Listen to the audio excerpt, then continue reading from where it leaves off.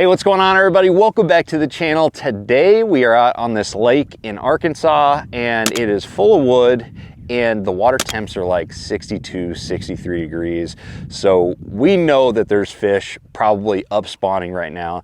And one of the best scenarios that I really like to look for is looking for isolated pieces of wood in spawning areas, because bass love to spawn around some type of hard cover, I find. Really any type of cover. Anytime they could build a bed next to something where they can put their back to that object and just protect what's in front of them, I find that bass really like to do that. So we're gonna be fishing a lot of isolated laydowns and pieces of wood out here. And one of the techniques that I've been chomping at the bit to get out here and really just thoroughly fish with is a new technique, and it is kind of derived from the Core Tackle Ozark rig hook, which we've got here. So this is the Ozark rig, all right? So Core Tackle really has designed some cool pieces of terminal tackle recently, jig heads and such, like the hover rig they started out with.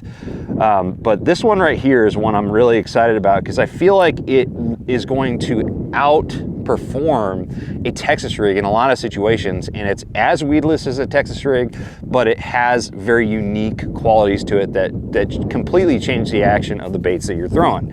So what we've got here is the Ozark rig hook. As you can see here, it's got the weight evenly distributed across the shank of the hook, all the way to where it bends and even a little bit before the eye of the hook. So what this does, when you disperse weight like that on the shank of a hook and you use a appropriate bait with it, it's going to create a much more horizontal, kind of gliding action on the fall. It's going to slow down the fall for sure, but it's going to create that nice glide that really, I think, is one of the biggest triggers for fish, that are living around isolated pieces of cover, docks and things like that. So that is what the Ozark rig looks like. Once it's rigged, you're essentially just Texas rigging it with this specific jig head. And there's a lot of baits that work really well with the Ozark rig, at least that I've seen so far. And really, I think the most important thing when it comes to choosing a bait for the Ozark rig is choosing one that's not going to create too much drag because it has a lot of appendages. Now, you can fish anything, that has appendages, but I really like things that don't have like curl tails or anything that's going to slow that fall. So this right here is actually a bait that I've modified. This is the Z-Man Gremlin, and I actually trimmed off those little curl tails on the back of this bait, or on these claws here, and so that creates less drag and it's going to be able to really glide down. Now, even though this one I've caught some fish on already, I'm actually, I think, gonna go ahead and fish the Ozark rig with a stick bait today. So this is the Z-Man Zinkers, and I think that this is gonna work really, really well. So there's a lot of different baits that you can use. Beaver style baits, I think, are gonna be a really good one with the Ozark rig. So, experiment with some of your favorite baits. It's just gonna give the fish a completely different look than if you're just throwing a traditional Texas rig. So I'm gonna go ahead and show you guys how to rig it. All right, so I'm gonna start from the beginning because I think this is pretty important. So with a normal Texas rig, I would just go right through the nose, the center of whatever bait you're throwing. But with this, I'm gonna go to the top of the nose of the bait, and then I'm gonna go kind of straight down. The reason for that, you'll see in a second, is once it is rigged, kind of brought all the way through, I feel like it sits better. The nose sits better if you come on in through the top, okay? Because the angle of that line tie, that eye. And then you're just gonna go ahead and, just shove that hook point inside your bait. Now, regular soft plastic, because of the density of regular soft plastics, you're probably gonna wanna Texpose it. So bring the hook point through and then just bury that point into the plastic. But with ElaZtech, I just shove the hook point into the bait, and that keeps it more weedless, and you still get great hooking percentages. So I'm gonna throw the Zinkers. I think it's gonna be a really good choice for fish that are up spawning right now. But let's give the Ozark rig a try, see if we can't catch them today.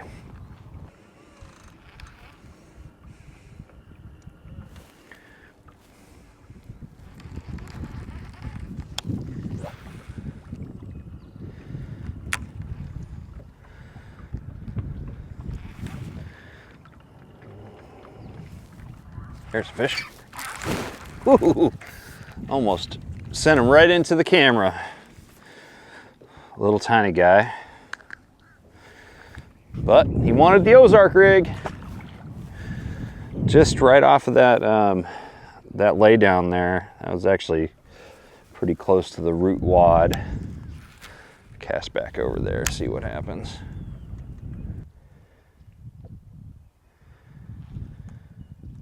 Fish. All right. Woo. Just kind of cast or pitched up to where the root wad was and just worked it down, you know, the trunk. And there we go. He wanted it. Nice little fish. So one of the reasons why, you know, this is definitely not going to be a rig that is for every situation. Just like any other, you know, lure or rigging technique, it's going to have its place.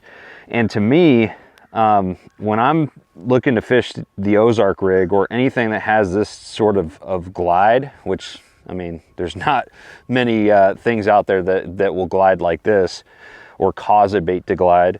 But whenever I'm looking for a bait that glides, it's around some type of like isolated piece of cover. So not like thick vegetation, because thick vegetation, if you're trying to penetrate a grass mat or something like that, you want something that has weight forward design. So a regular Texas rig, you know, pegged with a heavy tungsten weight, that's gonna punch through that vegetation, and you want that vertical fall to it.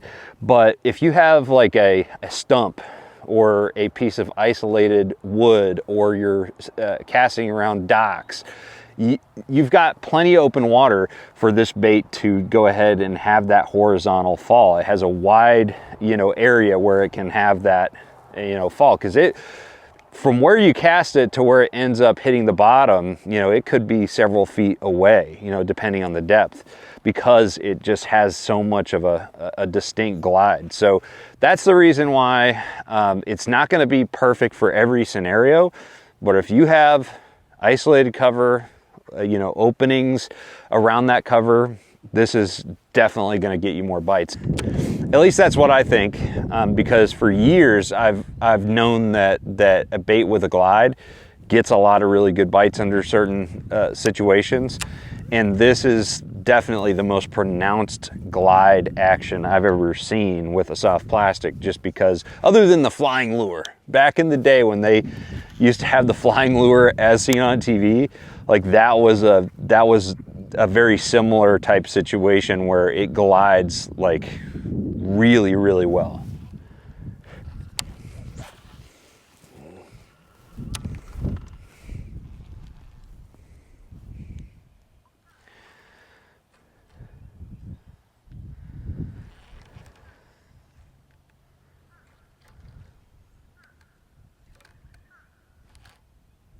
There he is. Ooh, that's a good fish. Oh my gosh, it's a giant. Oh my God, I thought that was a limb. Oh my gosh. Oh my gosh, that was so cool. Big pre-spawn female. Did you guys see that?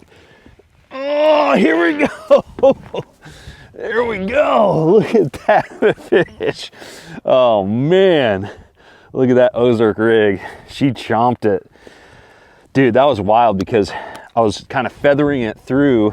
I'm gonna have to put the power poles down. Feathering it through that wood over here, and I popped it over one piece of probably a limb or a root or something, and then I hit another one, or at least I thought it was another one, And it turned out to be this one right here. That was so cool. So I'm gonna put her back. That's another nice 5-pounder on this lake. Beautiful fish. That was pretty awesome. All right, let's put her back. Oh man. All right, this is too much fun. And it's like, that was pretty textbook, because like the wood that I'm fishing closer to the bank, I'm getting small, probably buck bass, right? And this piece of wood that I just casted to, caught that big one off of, is, you know, a little bit deeper, kind of like in the drain portion of this pocket. And just a big female waiting to move up. That was super cool. That was super cool. It took me a second to actually like decide whether or not that was a bass on the end of the line, because it just felt like a part of the tree.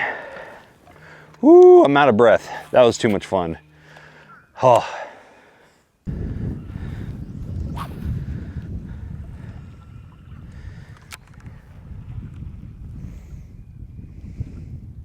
There's a fish. Another good fish. Another good one. Gosh, this is a toad too. Oh my gosh. Giant. Bigger. Oh my gosh. This is like a 7. Oh my gosh. Oh, oh dude. You gotta be kidding me. Look at the size of that one.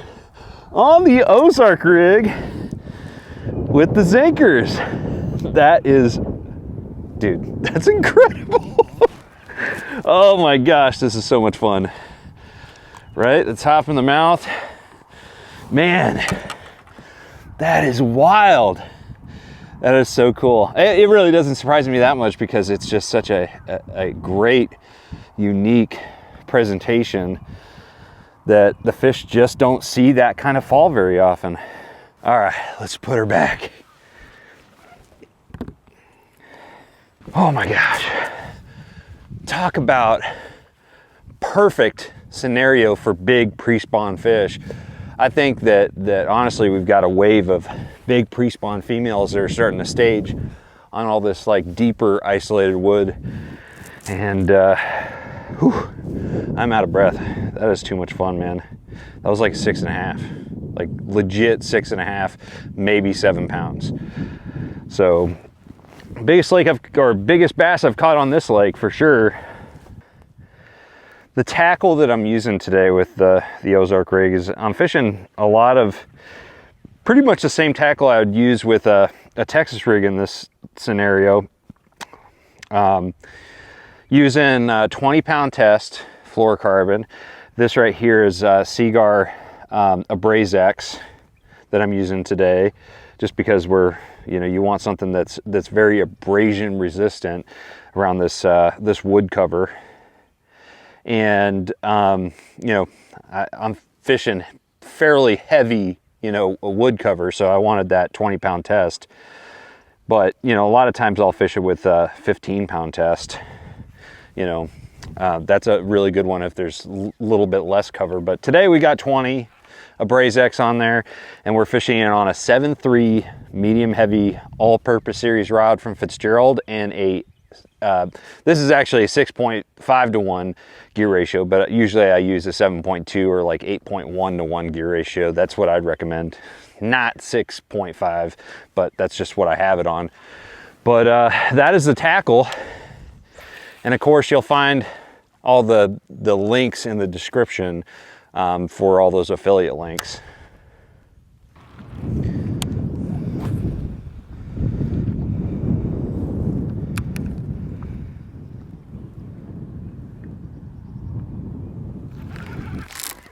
There's a big one. Oh my gosh, another giant. Get out of there. Oh my gosh, this is ridiculous. Oh, the big pre-spawners are here. Gosh, you're not fighting much. All right, well, just another 5-pounder. This is too much fun. Oh my gosh.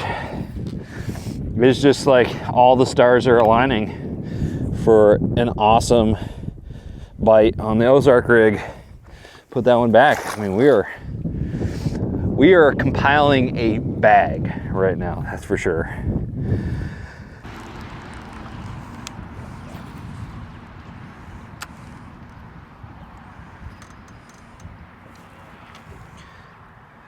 There's a fish. Good fish. Another one. Gosh, this is crazy. Come on, biggin. Oh my gosh, it's probably the second biggest of the day. Oh my gosh. Come here. Come here. Nice. Not second biggest of the day, but true big one. And one thing I've noticed is pretty much all of them have been hooked right there, top of the mouth. Oh my gosh. The females have loved the Ozark rig today. I'm gonna put her back because big fish are special. You gotta take care of them. All right, guys, you get the point. The Ozark rig it's a fish catcher, man. I'm having a great time with it. And you know, I'm still in the learning process. This is a pretty new technique, so there's a lot of things that I still haven't learned about it. But one thing I have learned about this rig is that it really, you can take some of your favorite soft plastic baits or Elastec baits and completely give the fish a different look. I'm convinced that, I mean, I'd been fishing for a couple hours before I switched over to the Ozark rig, and I didn't have nearly as much success with the other stuff as I have with this. So I'm a believer. So anyways, guys, really appreciate you guys taking the time to watch this video and come out with me on the lake. If you have any questions about the Ozark rig or anything else, or you want me to do a video on a topic of your choice, drop a comment below. Other than that, make sure you hit that subscribe button if you enjoy this content, and also share it with your friends. Thank you for watching. I'm gonna see you out on the water. Trust the process, everybody.